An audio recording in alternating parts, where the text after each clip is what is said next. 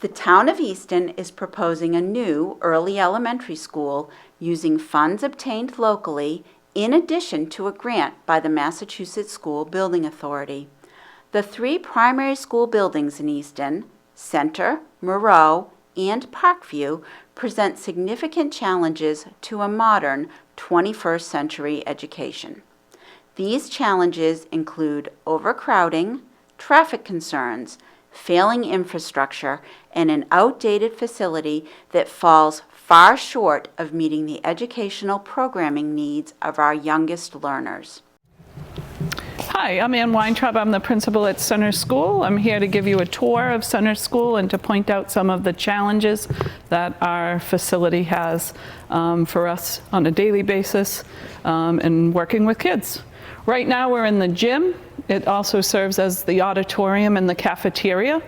The challenge being that every day at lunchtime we have to stop all activity in the gym for the custodian to set up the tables for lunch. We have 3 lunches during that hour-and-a-half period, and the custodian then has 15 minutes to clean up, put all the tables and chairs away, and get the space ready for the afternoon classes.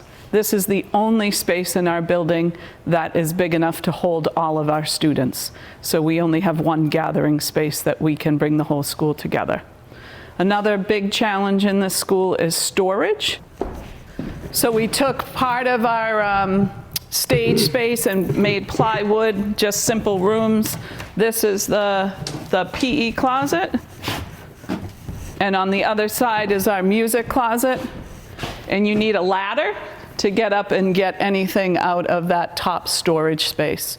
So a real challenge with storage. Behind this curtain is also the PE teacher's desk. There's no offices for any of our specialists.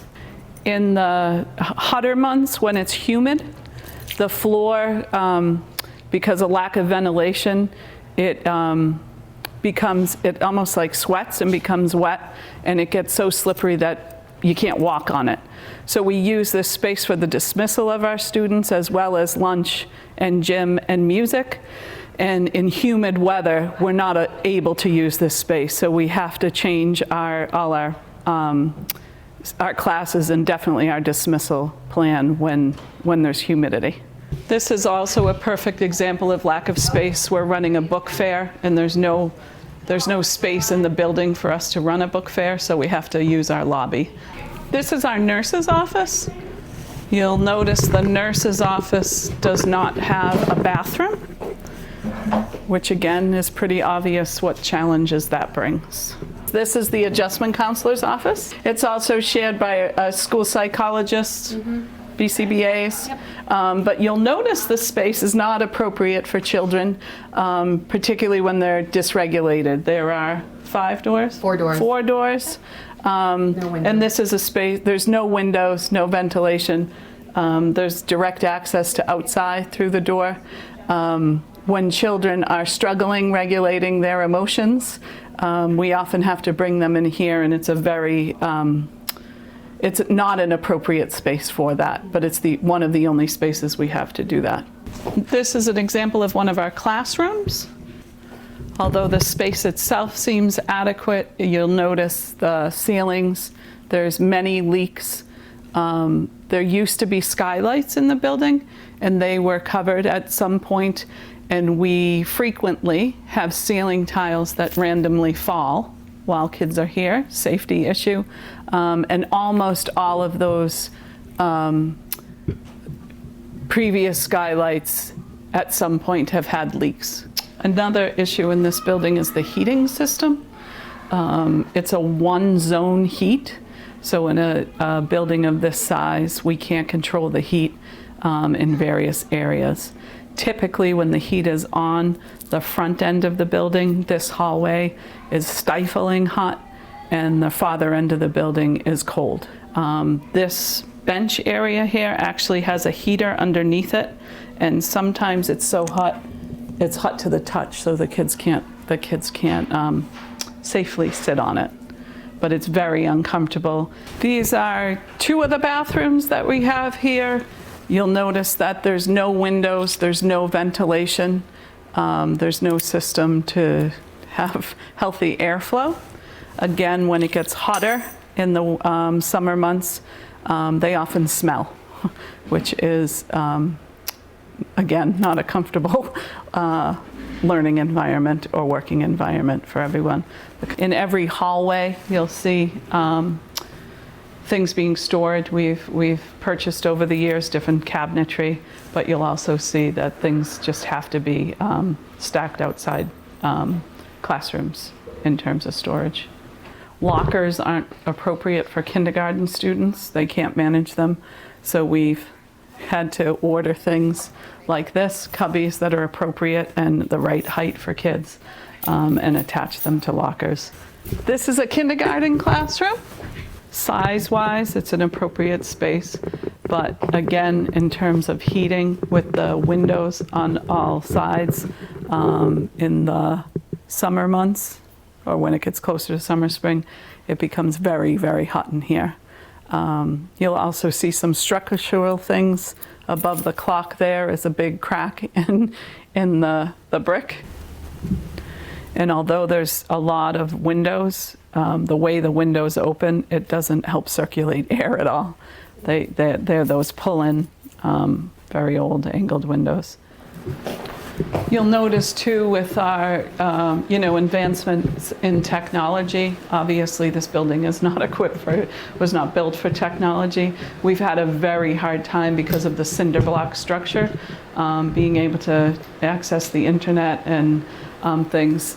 The work that has been done, the infrastructure that's put in place, you can see it hanging from ceilings. This is a pretty good example of what it looks like. Outside these two classrooms, examples of that teachers have been forced to store things. This part of the building is actually an addition that was put on the original structure that we're leaving now. Down this rampway are our speech and language. There's no office or space in this school that anyone is the only one person uses. So every space is a shared space.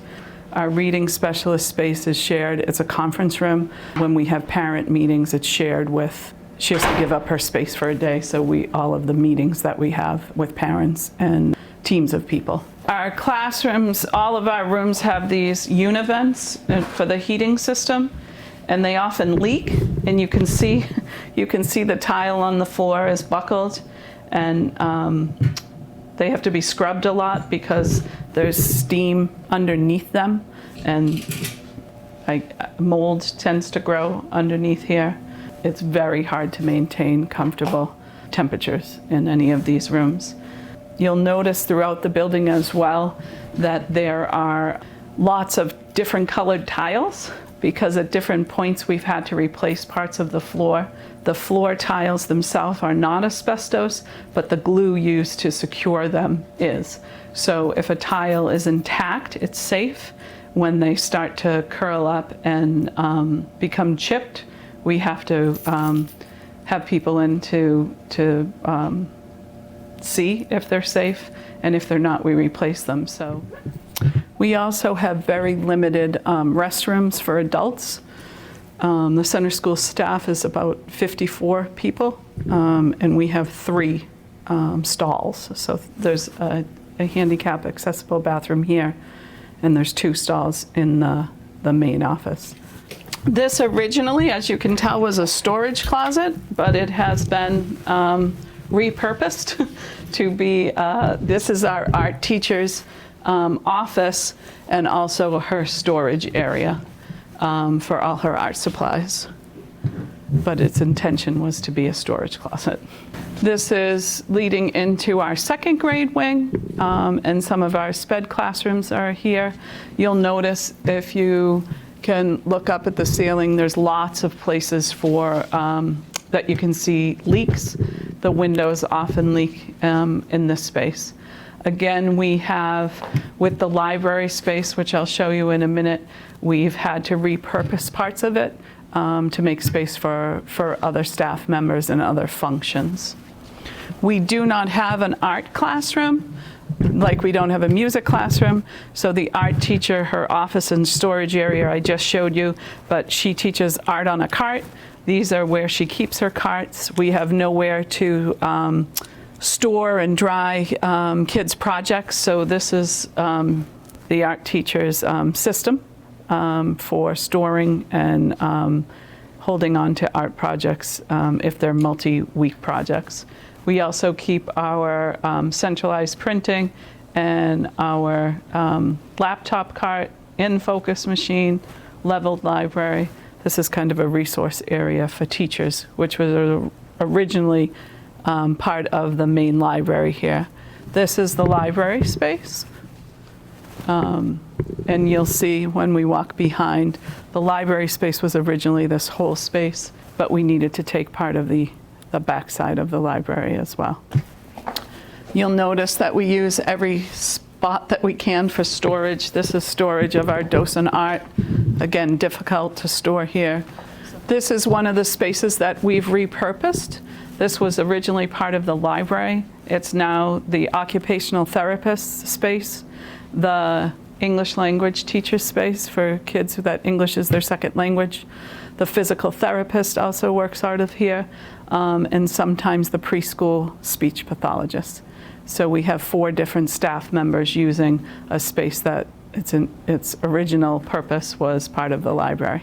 This main hallway, the reason that we have the carpet here is a few years ago we had steam leaks underneath the hallways, which caused all of the tiles to curl up and become loose, which, as I explained, the asbestos and the glue became an issue.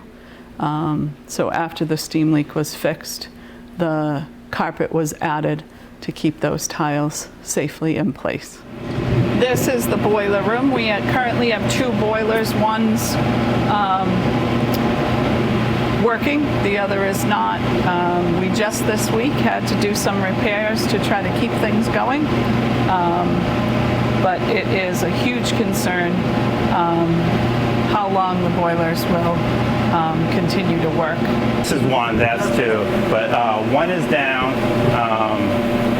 As you'll see, you can see all it's like basically watermarks, all rust coming out. So that's the big issue with both of these boilers. The water won't flow correctly. So we've had new pumps. Basically all around you'll see is new pumps, new this, new that. But then there comes another issue. So we've had people in daily, weekly, trying to figure it out. As this one's down. Pump 2 is working pretty good right now. Not too many issues, but it's only a matter of time, I guess. This is our kitchen. And again, you can look at the age of these appliances. The biggest issue with the roof is it just doesn't drain. How they set it up when they first built the school, there is no real solid drain point, so it's not flowing correctly.